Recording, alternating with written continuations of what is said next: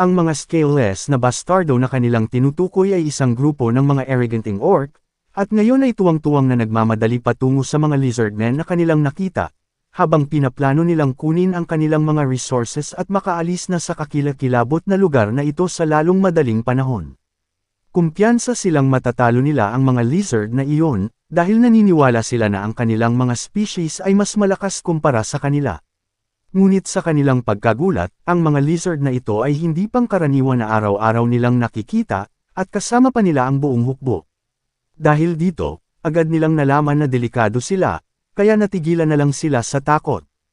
Sa pagmamasid sa kanilang reaksyon, hindi napigilan ni Rakrak ang panunukso sa kanilang kalokohan, na inihalintulad sila sa mga gamo-gamo na bulag, na lumilipad sa apoy, na hindi alam ang panganib na kanilang kinagigiliwan. Gayunpaman, sila ay masyadong natigilan upang tumugon agad, at sa pagtingin sa kanilang mga hukbo, tila ang mga lizard na ito ay may mahusay na kagamitan kaysa sa kanila. Dahil dito, agad na ibinaba ng leader ng orc ang kanyang sandata at iniyuko ang kanyang ulo, humihingi ng tawad kay Rakrak, at ipinaliwanag na hindi nila sinasadyang gumawa ng ganitong kalaking kaguluhan, nagmamadali lang sila dahil gusto nilang makaalis sa lugar na ito sa lalong madaling panahon. Natarante dito si Rakrak dahil sa pagmamasid niya sa gilid ng burol ay tila wala namang problema, at ayon kay Stargazer, ang lugar na kanilang kinaroroonan ngayon ay aabutin ng 3 araw bago sila makatawid, at dahil natiis nila ang lahat hanggang ngayon, tiyak na matitiis pa nila ang bagong 3 araw. Bilang karagdagan dito, habang nagbabago ang kapaligiran, nagsisimulang lumitaw ang mga nakakain dito. Kaya hindi niya maintindihan kung bakit gusto nilang umalis sa burol sa lalong madaling panahon. Dahil dito, hiniling niya sa mga orc na ipaliwanag ang mga bagay-bagay, na hindi nag-atubili ang orc leader na gawin iyon, ipinaliwanag sa kanila na hindi nila iniisip na umalis sa kanilang tahanan, pero wala silang pagpipilian kaya tumakbo sila dahil sa may lumitaw na halimaw. Nagulat ang grupo ni Rakrak, at baka may nagawang kasalanan ang grupo ng mga orc, kaya kailangan nilang maaksyonan ito, pero naisip ni Rakrak na hindi iyon ang nangyari. Sa pagsunod sa patakaran sa pagigala, inirekomenda ni Jael na kunin kung anong mayroon ng mga orc, pero hindi ginawa iyon ni Rakrak. Sa halip, sa kung paano binigyan ni Jael si Rakrak ng pagkain dati, at si Rakrak na nagbigay kay Manen dati ng pagkain, nagbigay din siya ng ilang pagkain sa mga orc, na hindi inaasahan ng leader ng orc na tatanggapin sila, kaya't yumuko siya hanggang sa ang kanyang ulo ay tumama sa lupa, habang iniwan muna sila ni Rakrak para gawin ang gusto nila, at binigyang diin na hindi ito ibinigay ng walang kabuluhan. Kaya't hiniling niya sa mga orc na sabihin sa kanya ang higit pa tungkol sa halimaw, na malugod nilang gagawin, at sabihin sa kanya ang eksaktong mga detalye. Ang grupo ng mga orc ay nakatira lamang sa malapit. Hindi sila nakarating sa mga malalayong lugar sa mga bundok dahil may mas malalakas na species at lalo na ang mga carnivore doon. Gayunpaman, kumpara sa iba, madaling makahanap ng pagkain sa lugar na ito, kaya hindi ito gaanong problema para sa isang grupo ng 30 orc. Ngunit isang araw, lumitaw ang halimaw. Ang halimaw ay tila may matigas sa itaas na katawan at tila gumagapang sa lupa na parang isang insekto na maraming paa, at ito ay mahigit 20 metro ang haba. Samantala, nakilala ni Nebula kung ano ito nang marinig niya ang paglalarawan. Ito ay walang duda na isang abomination. Ang plot ng laro, ng The Lost World, ay ang old gods na umalis sa planeta. Gayunpaman, ang mga Diyos lamang ang nawala, at ang maraming uri at nilalang na naglilingkod sa mga Diyos ay nananatili. Kabilang sa mga ito ay ang abomination. Sa madaling salita, para itong giant monster na lumitaw sa lugar, at kung sino man ang makakakuha at makahuli sa mapanganib na ito, tiyak na makakakuha ng kaukulang award. Ang problema ay mahirap makipaglaban dito para sa mga mababang antas ng sibilisasyon. At simple lang naman ang dahilan kung bakit sigurado siya dito. Dahil ang abomination ay nilikha ng mga Diyos. Sa makatuwid, umiiral ang mga modifier divinity para sa mga kakayahan nito. Nangangahulugan ito na ang mga skills nito ay magiging mga extraordinary. Hindi naman ito magiging ganoon kalakas dahil nasa malawak na lugar sila kumpara sa loob ng dungeon, ngunit kung isa sa alang-alang ang mga pangunahing kasanayan at espesyal na kakayahan nito, mas malakas ito kaysa kay Rakrak na may plus D3. At kung magkakaroon sila ng one-on-one na laban, malamang na magkakapinsala si Rakrak, at kahit na hindi si Rakrak nag-iisa, ang ibang mga mandirigma ay makakaranas talaga ng pinsala dito. Sa kadahilanan na ito, pinag-iisipan ni Nebula kung dapat silang bigyan ng palatandaan na lumihis ng daanan, gayunpaman, hindi rin magandang ideya na gawin iyon at ang tribo ni Rakrak at ang mga Buffalo Warrior ay nawawalan na ng lakas. Pero sa pagkagulat ni Nebula, pinatunayan muli ni Rakrak ang kanyang sarili kung bakit siya ang pinili niya. Parang si Rakrak ay may katulad na pag-iisip sa kanya, tinawag ni Rakrak ang Stargazer, at tinanong siya kung may paraan ba sila na umikot ng daanan, na sinagot ni Stargazer na mayroon, ngunit kailangan nilang bumalik sa daanan at maglakad sa paligid ng bundok sa loob ng 8 araw. Agad namang umiling si Rakrak na para bang hindi niya nagustuhan ang narinig. Kaya parang hindi sila makakatakas na hindi man lang nakikita kung ano ang kalaban nila.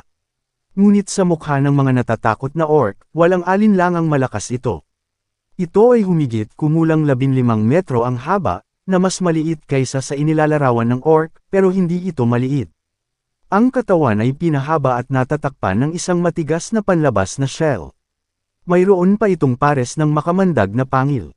Nakadikit mula sa tuktok sa panlabas na balat, ay isang kalahating nawasak na istruktura ng bato na nagpapahiwatig na ang mga sinaunang tao ay nagsilbi sa nilalang na ito. Ang mga lumot na nakatikip sa istruktura ay nagbigay ng kung gaano katanda ang nilalang. At ang divinity level nito ay nasa 3. At ang basic strength nito ay 120, mas malakas pa rin ito kaysa kay Rakrak kahit gamitin niya ang divine control. At kahit na hindi makita ng grupo ni Rakrak ang mga istatistika ng nilalang, tila natakot sila sa sinaunang Cleopatra na ito habang umiikot ang katawan sa ilalim ng lambak. At hindi maiwasan na ang mga galaw lamang nito ay nagpapayanig sa lupa, at ipinahayag pa sa kanila ng Orc Lord na ang mga paglindol ay dulot ng nilalang na gumagalaw lamang sa pagtulog nito. Dahil dito, nagtanong si Yer kay Rakrak kung dapat silang tumakas. Gayunpaman, alam ni Rakrak na kung tatakas sila, mawawalan ng kahulugan ang kanilang paglalakbay. Dahil dito, hindi sigurado si Rakrak kung ano ang susunod na gagawin. Ngunit habang hinihintay nila ang desisyon ni Rakrak, sinisiyasat ni Jael ang paligid, at napansin niya ang malaking bato na nakapatong lang sa gilid ng burol. At kaya agad niyang nilapitan si Rakrak at sinabi sa kanya na dapat silang lumaban dahil sila ang may kalamangan. Naging dahilan ito upang magkaroon ng interes si Nebula sa opinyon ni Jael, kaya't saglit niyang tiningnan ang mga estatistika nito, na inihayag sa kanya na mayroon siyang class ng Arbiter. Nangangahulugan ito na isa siya sa pinagkakatiwalaan ng tribo, at kilala na, at ang antas ng kanyang intelligence ay mas mataas kaysa kay Rakrak at patuloy itong tumataas. At ang pinakakagiliw-giliw na bagay ay ang kanyang espesyal na kakayahan, ang intuition. Ito ay isang espesyal na kakayahan na hindi lumabas kanina, at ito'y ngayon lamang. Ito ay marahil ay bagong nilikha dahil sa kamakailang mga karanasan nila. Sa pamamagitan nito, hinintay ni Nebula ang susunod na mga salita ni Jael. Nagulat siya nang ikinwento ni Jael kung ano ang ginawa ng blacksmith sa pag-init sa mga bakal. Nung dati, bumubuga sila ng hangin gamit ang kanilang mga bibig, winuwagayway ang kanilang mga kamay, o binabasag ang malalaking piraso ng bato at pinapaypayan. Gayunpaman, ang blacksmith ay tila gumamit ng ibang paraan, isang espesyal na tool na tinatawag na bellows. Nakagawa ito ng mas maraming hangin at mas convenient. At sa pamamagitan lamang nito, nakuha ni Rakrak ang sinusubukang ipahiwatig ni Jael, na sa pamamagitan ng paggamit ng mga tool, mas kaunting lakas ang maaaring magamit sa plano nilang gagawin. Ngunit ang problema ay, wala silang kasangkapan tulad ng bellows. At isa pa, ang tool na iyon ay ginawa ng blacksmith pagkatapos niyang mapag-isipan iyon ng mahabang panahon. Bilang tugon, nilinaw ni Jael na hindi nila kakailanganin ng ganoong sopistikadong tool. Ang isang simpleng tool ay magiging higit na sapat na. Dahil ang halimaw na kailangan nilang harapin ay natutulog sa ibaba ng burol na iyon, at sila ay nasa mas mataas na elevation, sila ay walang pinagkaiba sa isang manggagawa na nakaupo sa harap ng isang forge. Kaya't kung maghahanda lamang sila at kumilos ng naaayon, magagawa nilang magpainit ng metal. Ang mga salitang ito ay nonsense para kay Rakrak at sa iba pang mga mandirigma, ngunit nagpatuloy si Jael na sabihin sa kanila ang isang partikular na ideya na nasa isip niya. Tumango si Rakrak at ang mga mandirigma ay pinag-isipan ito ng maayos. Medyo ikinabahala ito ni Nebula, kaya gumamit siya ng himala at ipinatawag ang isang asul na paro-paro sa harap ni Rakrak, na ipinagtaka ng mga mandirigma kung ano ang nangyayari at lumitaw ang isang asul na paro-paro nang wala sa oras sa lugar, habang si Rakrak ay nakatitig sa mga pakpak ng paro-paro. Ang kanyang mga mata ay nagsimulang lumiwanag, at pagkatapos siya ay napangiti sa kanyang pagtingin, dahil ito ay isang palatandaan na ang Diyos ay nagbigay ng pahintulot. Dahil dito, napagdesisyonan niyang gawin ang sinasabi ni Jael. At kaya, agad silang pumunta sa matarik at makipot na burol. Sa ibaba ng gilid ng burol, kung saan ang sinaunang Cleopatra ay umiikot at natutulog, mayroong isang matarik na burol na humigit kumulang 70 degrees angulo. Nangangahulugan ito na si Rakrak at ang kanyang mga mandirigma ay lalaban dito sa sinaunang Cleopatra, hindi sila madaling makagalaw dahil sa matarik na burol at malamang na direktang makipag-ugnayan sila sa sinaunang Cleopatra. Sa kabilang banda, ang higanteng sinaunang Cleopatra ay may maraming mga paa, kaya maaari itong umakyat sa mas matarik na dalesdes. Gayunpaman, hindi ito mahalaga dahil si Rakrak lang ang lalapit dito. Ayon sa plano, ang tanging pagkakataon na lalapit si Rakrak sa sinaunang Cleopatra ay kung papatayin na nila ito. At sa ilang saglit na paghahanda, ang mga mandirigma ay nakapwesto na sa tabi ng mga malalaking bato na itinuro ni Rakrak. Hindi nila mano-mano na gagamitin ang kanilang kamay. Nakakita at binunot nila ang ilang matataas na puno sa lugar at bawat isa ay nakahawak sa kabuuan nito upang igulong ang mga malalaking bato at durugan ang halimaw hanggang mamatay. Ito ay talagang isang simpleng plano, ngunit isang plano na nangangailangan ng diskarte. At si Rakrak ay naisip na ang pagharap at pakikipaglaban dito ang tanging paraan. Pero iba naman ang iniisip ni Jael. Hindi alam ni Jael kung paano ito eksaktong ipahayag, pero ginamit niya ang kanyang kaalaman upang patunayan ang totoong mga aksyon na posible ang paglipat ng malalaking bagay na may maliit lamang na lakas. Sa mga mata ni Nebula, ang kanyang kaalaman ay maaaring tawaging physics upang masystematize ito, dahil karaniwang inilalapat niya ang mga prinsipyo ng mass at kinetic energy kasama ng positional energy at leverage. Ngunit hindi yun nangangahulugan na si Jael ay magiging isang physicist. Gayunpaman, kung paano naimpluwensyahan ng mga kakayahan ng blacksmith ang intuition ni Jael, ang isang kaganapan ay maaaring makaimpluwensya sa maraming individual, na isang magandang bagay para kay Nebula, kaya masigasig niyang tiningnan ang bawat kilos nila. At dahil handa na ang lahat, agad na kumilos ang mga mandirigma. Gayunpaman, ang mga malalaking bato ay hindi agad gumalaw. Kaya't sumenya si Jael ng isang sigaw para maging mabisa, at ang mga malalaking bato ay unti-unting umuuga, at hindi nagtagal hanggang ang isang malaking bato ay gamulong sa ibabaw ng burol. At para mapatay ang centipede ng ganitong diskarte, mas mabuti kung ang lahat ng mga bato ay ihuhulog dito ng sabay-sabay. Gayunpaman, hindi ito naging madali dahil isa lamang ang tumama at ang kanilang inihulog, at hindi yun sapat, ikinagalit nito ng nilalang, kaya naman agad itong gumapang paakyat sa burol para salakayin sila, at kahit malaki ang katawan ay mabilis naman gumalaw ito. Dahil dito, alam ni Nebula na huli na ang lahat, kaya sumanib siya sa katawan ni Rakrak na may divine control. Kaagad, matagumpay na naitulak ni Rakrak ang pangalawang malaking bato na gumugulong na sa burol ng napakalakas. Pagkatapos ay tinulak niya ng malakas ang ikatlong malaking bato, na hindi basta-basta maitutulak dahil ito ang pinakamalaki sa tatlo. Gayunpaman, si Nebula ay nasa loob niya, at nagawa niyang itulak ito sa gilid. Ngunit gayunpaman, alam ni Rakrak na ang nilalang ay hindi basta-basta tatakbo patungo sa malaking bato, kaya't hinawakan niya ang kanyang sibat at tumalon mula sa burol ng bundok, lumipad ng 300 metro sa himpapawid, at buong lakas niyang ibinato ang sibat. Sa pamamagitan nito, ang sibat ay pumailang lang sa hangin na parang sinag ng liwanag at tumagos sa makapal na balat ng sinaunang Cleopatra. At kahit maliit na sugat iyon, sapat na iyon para pigilan muna ang paggalaw nito saglit. Dahil dito, natama ng ancient Cleopatra ng malaking bato na parang isang promo, isang buy one take one. At dahil direktang tumama ang malaking bato sa ulo ng sinaunang Cleopatra, namatay ito sa isang iglap. Matapos makita ang pagkamatay ng higanteng halimaw, ang grupo ay sumisigaw para kay Rakrak, ang mga mandirigma ng Nameless Great Beetle God. Samantala, natuwa si Nebula sa kinalabasan, ngunit hindi napataas ang kanyang faith points, ang kanyang divinity level ay hindi nagbago dahil ang pag-level up ay naging mas mabagal, at walang masyadong experience points.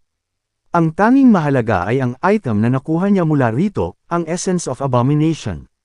Pagdating sa pagiging isang Diyos, ang kanilang pinakamalaking kapangyarihan ay ang kakayahang lumikha ng isang bagay. Kung paanong si Nebula ay nakagawa ng sapat na mga beetle para pakainin ang mga lizard men at pati na sa kanyang maliit na lugar, at pati na ang mga insekto, ang bawat Diyos ay nakakalikha ng mga resources ayon sa kanilang mga area sa pamamagitan ng paggamit ng mga faith points. Gayunpaman, para makalikha ng isang bagay na wala sa mundo, na ang mga basehan ay hindi pangkaraniwan na kayang gawin dito. At iyon ang Essence of Abomination. At sa essence na ito, magiging posible na lumikha ng isang nilalang. Ang mga nilalang na ito ay mga mapagkukunan ng pananampalataya or faith, na magpapalaganap ng salita at gawa ng Diyos sa pamamagitan ng kanilang paglitaw. Gayun din, posible ang kanilang pag-unlad, at kung itataas sila ng karamihan, sila ay makakakuha ng titulong apostol o incarnation at maaaring gamitin bilang kapaki-pakinabang na madiskarteng sandata sa kalooban ng Diyos. Kung ang mismong paraan ng paglikha ay kapareho ng nakaraang laro, kung gayon madali siyang makakagawa ng isang nilalang, na siya namang nagpaisip kung ano ang gagawin. Gayunpaman, napagpasyahan niyang huwag gumawa ng isa kaagad dahil malaki ang kakailanganin sa pagpapanatili sa simula pa lang. Mas mainam na lumikha ng isang nilalang sa ibang pagkakataon kahit na ang lahat ng kinakailangang resources ay nakolekta na. Sa ngayon, priority ang paggamit ng faith points para tulungan si Rakrak at ang tribo, pero at least nalaman ni Nebula na available na sa kanya ang system na Creature Maker, na nasa larong The Lost World. Kaya iniwan niyang bukas ang window ng system upang ito'y tignan. Samantala, nilapitan ni Jael ang natalong halimaw, na curious siya kung maaari nilang gamitin ang karne ng halimaw na ito bilang pagkain. Pinutol niya ang dulo ng paa ng sinaunang Cleopatra, gayunpaman, ang bango nito ay hindi kaaya-aya. Gayunpaman, hindi ito partikular na senyales na hindi ito kainin, kaya't inilagay niya muna ito sa kanyang bibig bago ito kaagad na iniluwa. Pero inamin niya na hindi naman ganoon kalala ang lasa, at makakain ito. Gayunpaman, mahirap pa rin kainin ito ng hilaw. Nagpaisip ito sa kanya na magtaka kung posible bang magdagdag ng iba pang mga sangkap, tulad ng mga edible na mabangong damo, at lutuin ito sa apoy. At ilang saglit pa, nakapagluto na siya ng pagkain na gawa sa mga binti ng halimaw, kung saan maingat na kinain ni Rakrak. At nang dumampi ang karne sa kanyang panlasa, nagulat siya na ito ay nakakain, bagaman medyo kulang sa lasa, ang bango nito ay napakamasarap. At nang makita ang kanyang reaksyon, buong pagmamalaking tinawag ito ni Jael, na ito ang pagluluto. Nilagyan niya ng edible scented herbs ang karne at niluto ito sa apoy, na ikinatuwa ni Rakrak na nakaisip siya ng solusyon ng ganito kabilis, dahil pinag-iisipan niyang itapon ng buo ang bangkay ng halimaw dahil napakalakas ng amoy nito. Pero sa kanyang pagluluto, tila lumawak ang kanilang listahan ng mga nakakain na mga nilalang, kaya nagudyok siya na tanungin kung maaari rin ba siyang turuan kung paano magluto. Tumugon siya na kaya niya, gayunpaman, bago iyon, nais niyang tugunan ang isang alalahanin na gumugulo sa kanyang isipan ng ilang sandali, at nakita niya ang leader ng orc kanina ay may tagapagmana or successor sa kanyang tabi, at dahil pinuno rin si Rakrak, kailangan din niyang makahanap ng makakasama sa lalong madaling panahon. Ang biglaang suhestyon na ito ay agad siyang natigilan, at ang karne na kinakain niya ay nabare sa kanyang lalamunan. Ngunit nagawa niyang lamunin ito dahil sa kakaibang malalawak na lalamunan ng mga lizard men. Gayunpaman, nabalisa siya sa mga salita ni Jael dahil wala siyang pakialam sa paghahanap ng makakasama nitong mga nakaraang taon, siya ay naging abala sa kanyang mga alalahanin tungkol sa Diyos, sa tribo, at pag-survive sa pangkalahatan. Ngunit bago pa man siya makapag-isip ng isasagot, itinuro ni Jael na tumatanda na siya, kaya kailangan para sa katatagan ng tribo ang merong tagapagmana.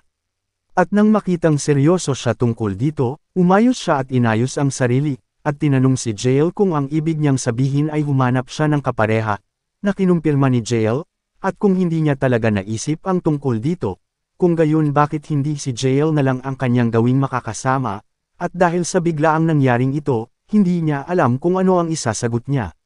Buti na lang at may nangyari pa na kailangan niyang asikasuhin. Naroon ang altar na sinira ng malaking bato, at sa loob nito, may nagniningning, na sumasalamin sa liwanag dahil sa paglubog ng araw.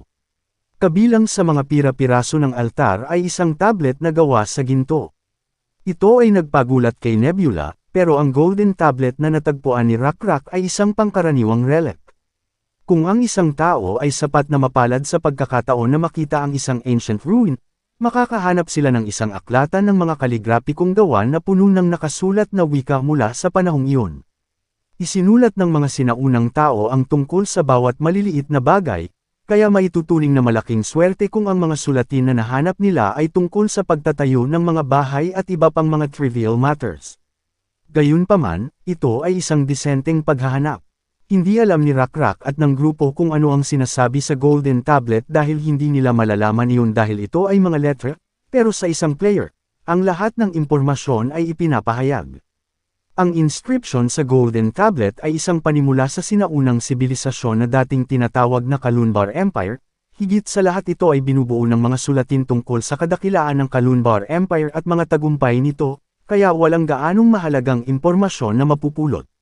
Gayunpaman, bukod sa halaga nito bilang mapagkukunan ng impormasyon tungkol sa isang sinaunang sibilisasyon, nagbibigay ito ng pahiwatig tungkol sa iba pang mga sinaunang labi ng Imperyong Kalunbar. Pero ang sibilisasyon ay kailangang maging mas advanced upang maisalin ang mga salita. At dahil ang The Lost World ay puno ng mga sinaunang sibilisasyon, hindi na kailangang maabot ang antas sa pag-unlad ng modernong sibilisasyon katulad sa Earth, kung saan maaaring maitatag ang isang balangkas upang bigyang kahulugan ang Egyptian hieroglyphics batay sa sikat na Rosetta Stone. Gayunpaman, kailangan lamang ang magkakaibang lipunan na may mga arkeologo, lingwista, unibersidad, at sapat na kaalaman sa bawat iba't ibang sibilisasyon. Kaya sa ngayon, ang tablet ay walang pinagkaiba sa basura. Pero dahil ang mismong Golden Tablet ay isang piraso ng napakakintab na metal, ito'y nakakuha ng atensyon sa mga lizardmen. Pinulot pa ito ni Yer at sinubukang kainin, ngunit sa kanyang pagkadismaya, inihayag sa kanya ni Stargazer na hindi niya ito makakain, dahil ito ay isang metal na tinatawag na ginto. At hindi nagbabago o nabubulok ang kulay kahit matagal na ito na panahon. Kaya naman medyo mas mahalaga ito. Gayunpaman, ang ginto ay isang malambot na metal at magsisilbi sa kanila na walang paggagamitan kaysa sa bakal sa ngayon. Ito ay nagkakahalaga lamang ng pagkakaroon ng mahalagang metal bilang dekorasyon, ngunit ang ganitong uri ng sining ay hindi pamilyar sa lizardman kumpara sa iba pang mga species. Sa pagpapaliwanag na iyon, nagutom si Yer, kaya iminungkahi ni Stargazer na manghuli ng USA, malinamnam at masarap ang karne nito, at nabalitaan nilang nakahanap na ang mga orc ng mga bakas ng USA kanina, kaya dapat pumunta na sila ngayon bago sumapit ang gabi, kaya ang iba ay nagpasya na umalis at itapon ang tablet at itabi na lamang, gayunpaman, kinuha ni Rakrak at hindi itinapon ito. Mukhang nagustuhan ni Rakrak ang Golden Tablet, sinabi niya sa iba na hindi siya sasama habang iniisip niya kung ano ang gagawin sa tablet na ito. At sobra siyang namangha dito dahil lahat ay namamatay, nabubulok, at nawawala, walang bagay sa mundo na hindi nagbabago. Pero ang Golden Tablet na ito ay hindi nabubulok.